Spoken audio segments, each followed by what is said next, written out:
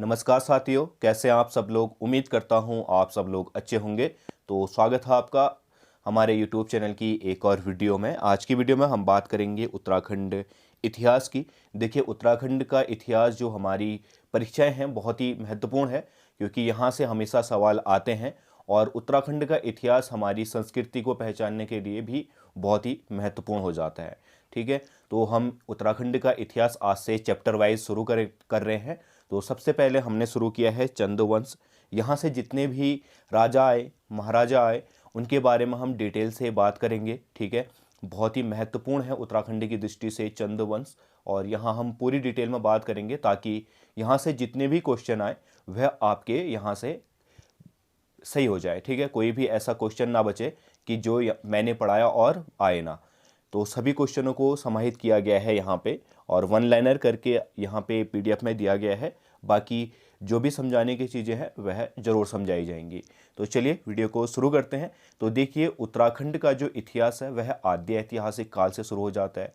जैसे हमारी लाकुड्यार की गुफा हो गई, ठीक है, शैलचित्र हो गए, हमारे अभिलेख हो गए।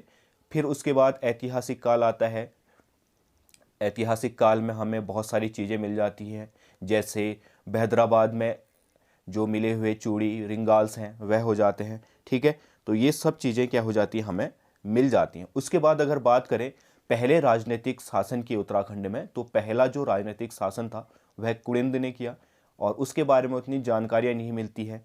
फिर कत्यूरों ने किया, कत्यूरों के बारे में भी कोई ज़्यादा लिखित प्रमाण हमारे पास नहीं है। और फिर आते हैं चंदवंश।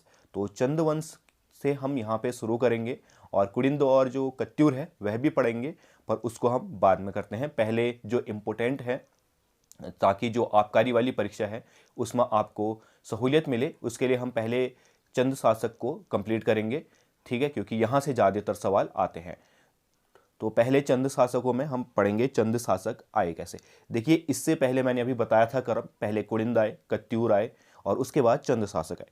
कत्यूरी शासन में जो चीज़ें हुई थी, कत्यूरी शासन में जब राज कर रहे थे, तो उनका जो राज शासन था वह पश्चिम में कुमाऊं से, उत्तर में गढ़वाल, और उत्तर पूर्व में सिरमौर से, ठीक है, सिरमौर, और यहाँ पे चीन तिब्बत तक, ठीक है, हमारा उत्तरकाशी चमोली, और नीचे यूपी तक क्या था, ये पूरा एरिया कत्यूरों का था। ठीक है, यूपी का जो वर्तमान सहारनपुर है वहाँ तक कत्यूरी शासन, जो शासक थे वह शासन करते थे। परंतु बाद में धीरे धीरे क्या हुआ, इन पे फूट आनी शुरू हो गई, और जो शासन है वह बंटने लग गया। और क्योंकि सामंती व्यवस्था बना दी थी इन लोगों ने, तो छोटे छोटे क्षेत्रों में स्वतंत्र जो सामंत थे वह क्या करने लग गए थे, अपना शासन करने लग गए थे। ठीक है, ऐसे ही कुमाऊं के एक छोटे से एरिया, ठीक है, पे शासन करता था कत्यूरी शासक ब्रह्म देव। ठीक है, ये ब्रह्म मंडी जो है टनकपुर या उसके पीछे के क्षेत्र पे शासन करता था। और वहीं पे जो सोमचंद है, चंदवंश का पहला शासक, वह आया था अपना। बहुत सारे इतिहासकारों का अलग अलग मानना है, क्योंकि देखिए ये लिखित प्रमाण सोमचंद में नहीं मिलते, तो इतिहासकारों में लगातार विवाद है। कोई कहता है कि ये क्या था, चारधाम की यात्रा पे आया था कुमाऊं पे। ठीक है, तो वहाँ पे इसकी जो मुलाकात है ब्रह्मदेव से हुई थी। और बहुत सारे इतिहासकारों का मानना है कि जो कुमाऊं की या काली कुमाऊं की जनता है वह परेशान हो गई थी कत्यूरों से, तो उन्होंने वह गए थे खुद इसको लाने, कहाँ, वाराणसी से लाए थे इसको। तो ये सारे बहुत सारे मत हैं, ये इतना महत्वपूर्ण है नहीं, और ये नहीं एग्जाम में आएंगे, विवादित चीज़ें एग्जाम में नहीं आती हैं। ठीक है, तो सीधा सीधा मोटा मोटा समझ लीजिए कि जो काली कुमाऊं का निचला क्षेत्र था वहाँ पे ब्रह्मदेव नामक क्या करता था, राजा शासन करता था। और वहीं पे इसकी मुलाकात सोमचंद से हुई, और सोमचंद से ये इतना प्रभावित हो गया कि इसने अपनी जो पुत्री है उसका विवाह सोमचंद से करवा दिया। और जो चंपावती नदी है, वर्तमान चंपावत में बहने वाली चंपावती नदी, उसके आसपास के 16 गांव सोमचंद को दहेज स्वरूप दे दिए। ठीक है, उन्हीं 16 गांव में सोमचंद ने क्या किया, अपना शासन आरंभ किया। तो जैसा कि मैंने बताया कि कत्यूरों के पतन के साथ ही उत्तराखंड में काली कुमाऊं की ओर से क्या हो गया था, एक नए राजवंश का उदय हुआ, जिसे हम किस नाम से जानते हैं, चंद वंश के नाम से जानते हैं। और चंदों के आगमन को लेके इतिहासकारों में बहुत बड़ा क्या है, गहरा विवाद है, क्योंकि कुछ इतिहासकार मानते हैं कि जो चंद थे वह इलाहाबाद के झूसी नामक स्थान से आए थे, और कुछ का मानना है कि यह मध्य प्रदेश के झांसी से आए थे। तो ये दोनों ही चीज़ें आप लोग याद करेंगे, कहाँ, इलाहाबाद के झूसी से या फिर हमारा क्या, मध्य प्रदेश के झांसी से। वैसे ही इनके आगमन पर भी क्या है, विवाद है। बहुत सारे लोग मानते हैं कि ये जो थे, सोमचंद जो था वह तीर्थ यात्रा पे निकला था, और बहुत सारे लोगों का या बहुत सारे इतिहासकारों का मानना था कि ये जो है, कुमाऊं की जनता परेशान हो गई थी स्वशासन से, तो ये इसके पास गए थे कि हमारे यहाँ आए और अपना शासन स्थापित करके जनता को क्या दे, एक अच्छा शासन दे। ठीक है, तो विवाद है, यहाँ से पूछता भी नहीं है उतना। फिर है कि सोमचंद का जो विवाह था वह ब्रह्मदेव की पुत्री से हो गया था, और उसने क्या दिए, 16 गांव दहेज स्वरूप दिए। और इसी 16 गांव के जो है उसमें से एक जगह पे सोमचंद ने क्या किया, राजबुंगा नामक किले का निर्माण कराया। बहुत ही महत्वपूर्ण है। ठीक है, राजबुंगा नामक किले का निर्माण करवाया और वहां से अपना शासन क्या किया, आरंभ किया। ठीक है, तो इंपॉर्टेंट हो जाता है राजबुंगा का किला। बहुत बार पूछा भी गया है कि राजबुंगा का किला कहाँ स्थित है। अगर स्थिति की बात करें तो चंपावत में स्थित है, और स्थापना की बात करें तो स्थापित किसने किया था, सोमचंद ने। फिर है, इसलिए इस चंद वंश का संस्थापक सोमचंद को ही माना जाता है। ठीक है, फिर है सोमचंद जो है, सोमचंद द्वारा ही पंचायती राज व्यवस्था आरंभ की गई थी। सबसे पहले अगर उत्तराखंड में बात करें तो पंचायती राज व्यवस्था आरंभ करने वाला जो शासक था वह सोमचंद था, और सोमचंद ने पंचायती राज व्यवस्था शुरू करने के लिए चाराल नियुक्त किए थे। ये भी बहुत बार पूछा गया है। ठीक है, कि चाराल नियुक्त करने वाला शासक कौन था, तो चाराल नियुक्त किए थे सोमचंद ने। सोमचंद ने चाराल जो है पंचायती राज व्यवस्था के लिए नियुक्त किए थे, ताकि ये चाराल, जिसमें से जो चाराल थे, कार्की, बोहरा, तड़ागी और चौधरी, ठीक है, इन 4 लोगों को चाराल कहा गया। और ये 4 लोग क्या करते थे, इनको अलग अलग गांव मिले थे, वहां से जो कर है वह क्या करते थे, वसूल करके राजा को देते थे। ठीक है, इसी को हम सयाना व्यवस्था भी कहते हैं। ठीक है, चाराल को चाराल या सयाना भी कहा जाता है। अभी भी बहुत सारे गांवों में एक सयाना व्यवस्था है, बहुत सारे गांवों में एक सयाना को प्रधान कहा जाता है। वही क्या करता है, मालगुजारी करता है या कर वहां से लेता है। तो सोमचंद ने पंचायती राज व्यवस्था के लिए चाराल नियुक्त किए, और उसमें से कार्की, बोहरा, तड़ागी और चौधरी थे। अब ये यहाँ पे भी बहुत महत्वपूर्ण सवाल हो जाता है। कई बार पूछता है कि निम्नलिखित में से कौन चाराल नहीं था या कौन चाराल था। तो ये चारों नाम आपको याद होने चाहिए, और इन चारों का जो मुख्यतः स्थान था, ये लोग आए थे नेपाल से। ठीक है, नेपाल से आए थे, और ये चाराल नियुक्त किए गए थे किसके द्वारा, सोमचंद के द्वारा। परंतु जैसे ही ये लोग नियुक्त हुए और मालगुजारी करने के लिए गांव में जाने लग गए, तो गांव में एक क्षेत्र है चंपावत में, बिसंग। ठीक है, बिसंग में जो है आज भी पूरे लोहाघाट में या चंपावत में बिसंग वालों का दबदबा रहता है। तो बिसंग के फर्त्याल और मेहरधड़ ये क्या थे, बहुत ही महत्वपूर्ण थे उस समय। तो इन्होंने क्या किया था, इन चारों को दबाने का कार्य किया था, जिसके बाद जो सोमचंद है उसने क्या किया था, फर्त्याल और मेहर जाति के लोगों को भी अपनी जो व्यवस्था है उसमें शामिल किया था। ठीक है, उसको हम आगे भी पढ़ेंगे। तो सोमचंद का जो स्थानीय स्वशासन था वह गांव स्वशासन का कर्ता भी माना जाता है। ठीक है, एक तो स्थानीय स्वशासन और ग्राम स्वशासन का कर्ता किसे माना जाता है, सोमचंद को माना जाता है, क्योंकि ग्राम स्तर पे जो स्वशासन है वह शुरू करने वाला सोमचंद पहला शासक था। और स्थानीय लोगों का, जैसे सिंपल सी भाषा में समझिए, सोमचंद कहाँ पे बैठा था, राजबुंगा के किले में। अब मान के चलिए लोहाघाट क्षेत्र है, बिसंग क्षेत्र है, ठीक है, ये चंपावत के आसपास का क्षेत्र है, तामली क्षेत्र मान लो, या फिर कोई दूसरा क्षेत्र मान लो। तो ऐसे 5 क्षेत्र हैं। तो सोमचंद डायरेक्ट यहाँ से कर ना लेके यहाँ पे क्या भेजता था, चाराल भेजता था। और या फिर यहाँ का क्या, ठीक है, जैसे एक ग्राम है, यहाँ में एक क्या होगा, सयाना होगा। अब ये सयाना क्या करेगा, इस गांव का जो भी कर है या राजस्व है वह इकट्ठा करके किसको देगा, सोमचंद को देगा या फिर चाराल को देगा। ठीक है, चाराल को देगा। चाराल किसको देगा, सोमचंद को देगा। अब यहाँ पे जो शासन किया किसने किया, गांव के ही एक सयाना ने। तो ये क्या हो जाएगा, स्थानीय स्वशासन। और या फिर इसको हम कह सकते हैं ग्राम स्वशासन आरंभ करने वाला कर्ता कौन था, सोमचंद था। ठीक है, इसके बाद जो सोमचंद था इसने चौथानी ब्राह्मणों की नियुक्ति की। सवाल आता है कि चौथानी ब्राह्मणों की नियुक्ति करने वाला शासक कौन था, तो सोमचंद था।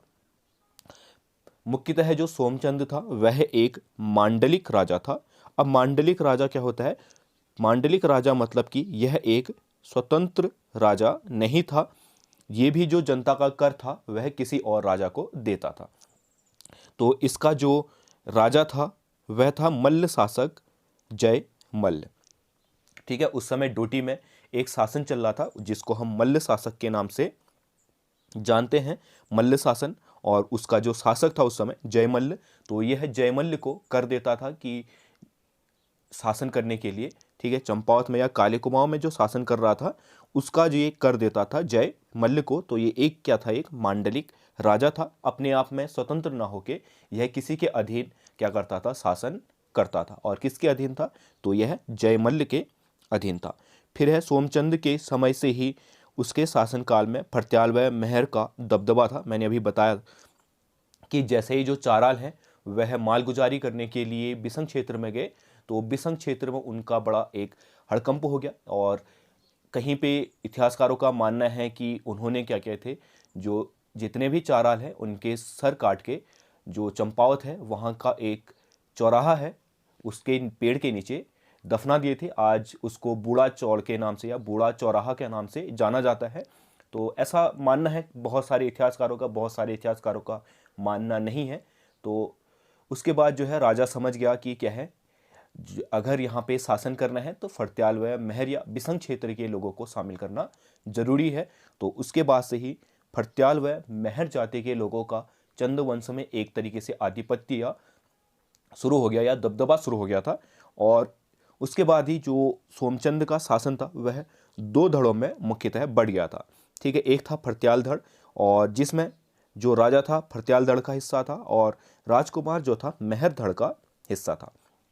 ठीक है, दोनों जाति अलग अलग होगी और इन्होंने अलग अलग धड़ को अलग अलग एक सौंप दिया था। जैसे राजा फर्त्याल धड़ का और मेहर जो था राजकुमार जो राजा का बच्चा था वह किसके धड़ का था, मेहर धड़ का हो गया था। ठीक है, तो मैंने बताया था कि कोई लिखित प्रमाण नहीं है, इसके कारण जो है इसके संस्थापक या स्थापना पे बहुत सारे विवाद हैं। जैसे बद्रीदत्त पांडे जो मानते हैं इतिहासकार कि चंद वंश की स्थापना 1700 ईस्वी में हुई थी, और एटकिंसन मानते हैं कि 953 ईस्वी में हुई थी। अजय रावत में दिया है 1018 ईस्वी में चंद वंश की स्थापना हुई थी, और श्यामलाल मानते हैं कि 1050 ईस्वी में स्थापना हुई थी। तो सवाल ये इसलिए महत्वपूर्ण है, ये मैंने बाद में भी इसलिए बताया आपको कि ताकि शुरुआत में ही आपको कन्फ्यूजन ना हो जाए। ठीक है, आपको सिर्फ इतना राज याद रखना है कि बद्रीदत्त पांडे के अनुसार कितना है, एटकिंसन के अनुसार कितना है चंदवंश की स्थापना, या अजय रावत के हिसाब से कितना है। क्योंकि कई बार पूछ देता है कि चंदवंश की स्थापना अजय रावत के अनुसार कितनी है, तो ये याद होना है 1018। या फिर पूछ देगा बद्रीदत्त पांडे का कुमाऊं का इतिहास के हिसाब से चंदवंश की स्थापना कब हुई थी, तो वह हुई थी 700 ईस्वी में। ठीक है, फिर एटकिंसन या और वैसे ही इसके संस्थापक को लेके भी है। ठीक है, जैसे एटकिंसन है, बद्रीदत्त पांडे हैं और वाल्टन है, इनके अनुसार जो चंदवंश का संस्थापक है वह सोमचंद है, और फ्रेजर फ्रांसिस के अनुसार जो है चंदवंश का संस्थापक थोहर चंद है। परंतु थोहर चंद क्या है, एक 23वां राजा है चंद वंश का। तो मुख्यतः अधिकतर जो आयोग है या UKSSC है वह किसको मानता है, सोमचंद को ही चंद वंश का संस्थापक मानता है। तो अगर कभी आएगा कि चंद वंश का संस्थापक कौन था, तो आपने सीधा सीधा लिखना है कि चंद वंश का संस्थापक था सोमचंद। ठीक है, फिर इसके बाद बहुत सारे शासक आए, जैसे आत्मचंद हो गया, पूर्णचंद हो गया। तो इतने महत्वपूर्ण है नहीं और वैसे ही जानकारी हमें नहीं मिलती है क्योंकि कोई लिखित प्रमाण नहीं है। फिर इसके बाद एक महत्वपूर्ण शासक आता है इंद्रचंद। इंद्रचंद के समय भी कोई ज़्यादा जानकारी नहीं मिलती है या कोई ज़्यादा इम्पोर्टेंट चीज़ें नहीं है। सिर्फ इम्पोर्टेंट चीज़ ये है कि इंद्रचंद ने रेशम का कारखाना स्थापित किया था। ठीक है, जो इसकी रानी थी उसका संबंध नेपाल से था। इसकी रानी कहाँ की थी? नेपाल की थी, और नेपाल का उस समय संबंध था चीन से। तो नेपाली शासक कहाँ से लाया था? चीन से रेशम के कीट लाया था। वह रानी कहाँ, इसकी रानी नेपाल से कहाँ लाई थी? उत्तराखंड लाई थी, और जिसके बाद इन्होंने उत्तराखंड में या काली कुमाऊं में रेशम का कारखाना स्थापित किया था। तो पहला रेशम का कारखाना स्थापित करने वाला अगर चंद शासक पूछेगा तो कौन हो गया? इंद्रचंद हो गया। ठीक है, और इसी रेशम में जो रेशम बुनकर थे उनको पटवा कहा गया। ठीक है, बहुत ही महत्वपूर्ण है, कई बार पूछता है कि पटवा नामक जो शब्द है वह किसके लिए संबोधित किया गया था? तो रेशम बुनकर या रेशम जो बुनते थे उनको क्या गया? पटवा का। और रेशम से संबंधित ही इसमें एक इन्होंने प्रथा चलाई थी जिसे पटरंग वाली प्रथा कहा जाता है। अब पटरंग वाली प्रथा क्या थी? ऐसा माना जाता था कि अगर कोई अफवाह फैलाई जाए तो रेशम क्या होगा? अधिक उत्पादित होगा। तो उसी को कहा गया पटरंग वाली प्रथा। फिर इसके बाद और भी महत्वपूर्ण क्या है? शासक आए जो उतने महत्वपूर्ण नहीं है। फिर इसके बाद जो अगला महत्वपूर्ण शासक आया वह था वीणा चंद। ठीक है, वीणा चंद के समय पे ये क्या था? एक भोग विलासी राजा था, खाओ पियो, ठीक है, और मस्त रहो वाला राजा था। तो इसके समय पे क्या होता? उस समय खसों का आक्रमण चल रहा था। तो खस ने कुमाऊं पे आक्रमण करके जो चंद वंश है उसको समाप्त करके खस शासन कुमाऊं पे आरंभ कर दिया, और लगभग 200 वर्षों तक जो है खस शासन चला। ठीक है, और खसों का जो पहला शासक रहा वह था बीजड़। ठीक है, ये भी बहुत महत्वपूर्ण है, इसको आप लोग याद रखिएगा। ठीक है, बीजड़ ने जो है वीणाचंद को हराकर यहाँ पे खस साम्राज्य स्थापित किया, और लगभग 200 सालों तक फिर क्या रहा? खस साम्राज्य ही काली कुमाऊं में विद्यमान रहा। ठीक, फिर है जो जैसे ही खस शासन चलता रहा तो फिर आया एक वीरचंद जिसने क्या किया? खस साम्राज्य को समाप्त किया और पुनः चंद वंश की स्थापना की। और जिस समय इसने खसों का साम्राज्य समाप्त किया उस समय खस शासक था सोपाल। ठीक है, इसने सोपाल को हराकर अपने सेनापति, ये भी बहुत महत्वपूर्ण है, अपने सेनापति श्री सोनखड़ायन की सहायता के साथ सोपाल पे आक्रमण किया और सोपाल को हराकर पुनः चंदवंश की स्थापना की, और अपना जो पुनः राज्याभिषेक है वह राजबुंगा के किले में करवाया। ठीक है, राजबुंगा के किले में अपना पुनः राज्याभिषेक कराकर चंदवंश की पुनः स्थापना करके अपना शासन आरंभ किया। तो ये भी पूछ सकता है कि क्या जो है राजबुंगा के किले में पुनः राज्याभिषेक किसका हुआ था? तो किसका हुआ था? वीरचंद का हुआ था। तो आज की वीडियो में इतना ही करते हैं। अगर हम ज़्यादा राजाओं के बारे में पढ़ेंगे तो आप लोग कंफ्यूज हो जाएंगे, तो धीरे धीरे इसको पार्ट बाय पार्ट में डालते रहूँगा। आप यहाँ से नोट्स भी बना सकते हैं और ये चीज़ें याद भी कर सकते हैं। ठीक है, तो आज के लिए इतना ही, मिलते हैं हम अगली वीडियो में, तब तक के लिए बाय।